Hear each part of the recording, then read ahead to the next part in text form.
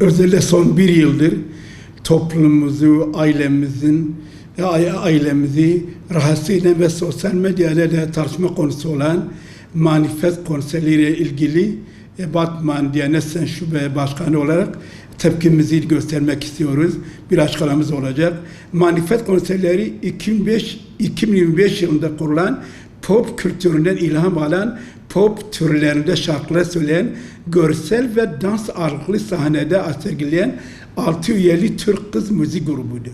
Grubun konseri kıyafet tecili ve uygulanan artı 18 yaş sınırlamaları nedeniyle muhafazakar kesim ve Müslümanlar tarafından tepkiyle karşılanmıştır.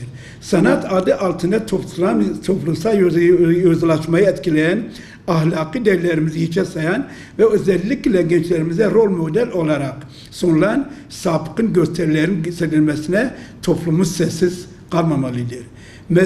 Okulların mezuniyet kutlamaların veya gösterilerin milli bayramlarında yapılan etkinlerin ahlaki, kültürel ve manevi değerlerden uzaklaştığını, aşırı tüketimin yapıldığı ve farklı tarzlarda İslami hassasiyetimizi çiğneyip adeta Allah'ın emirlerine aykırı kutlamalar sergilendiği görülmektedir. Halkın Müslüman olan Anadolu'nun tarihi ve kültürel kimliği bu tür iğrenç organizasyonları kaldıramaz. Her birisi cahiliye hayatının bir göstergesi olan dinimizce de yasaklanan bu gibi konserler, içki, kumar, çırılçıplak, kadın erkekliği sarmaz olacak eğlenceler, israf, gösteriş vesaire çirkinlikler Kur'an-ı Kerim meseleleri ve İslam'ın inanç eserleriyle alakaları yoktur. Hiçbir organizasyon ve kuruluşunun, şahsın veya zümrenin bu topraklarda yaşayan Müslümanların en hassas olduğu değerleri aşağılamaya hakkı yoktur. İdarecilerimize, kanaat önderlerimize, devlet yetkilerimize sesleniyoruz. Bu tür gayri ahlaki sahne oyunlarına müsaade etmesinler. Bugün bütün dünyada aile kriz yaşıyor. İslam alemi batıya karşı kendisini güçlü kılan unsur eskiden aileyi gösteriyordu. Batının kokuşmuşluğu içerisinde bulunduğu görüntü aile yapısının darmadağınıklığı ile ifade ediliyordu. Medya, moda sektörü, toplumsal cinsiyet ideolojisine dayalı söylemler, getirilen bireycilik, çılgınca tüketim kültürü, madde bağımlılığı, ekonomik zorluklar, şiddet gibi faktörler aileyi temelinden sarsmaktadır. Özellikle televizyonlarda milyonlarca kitleye hitap eden evlilik programları aileyi gözden düşürmekte ve kötülüğü sıralandırmaktadır.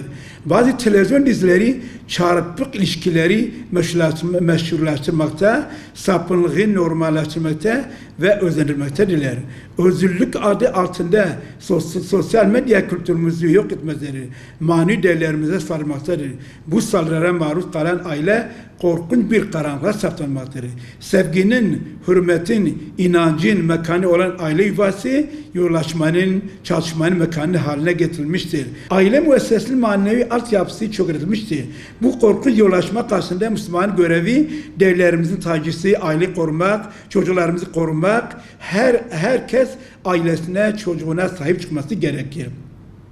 Aile korumak ölüm kalım meselesi olarak görmelidir. Adalet üzere hakkı tebliğ edecek, iyiliği emredecek, kötülüğü nehyedecek müminlere ihtiyaç vardır. Son yıllarda Batı'nın, Haçlı'nın, Siyonistlerin içimize koydukları bu gayrimeşru, ahlaki olmayan, dinimizle Allah'a isyan eden bu gibi gösteriler, bu gibi konserler mutlaka yakalanmalı, Müslüman uyanık olmalı, Müslümanlar kendi çocuklarına, aile efradına, ailesine sahip çıkmalı gerekir.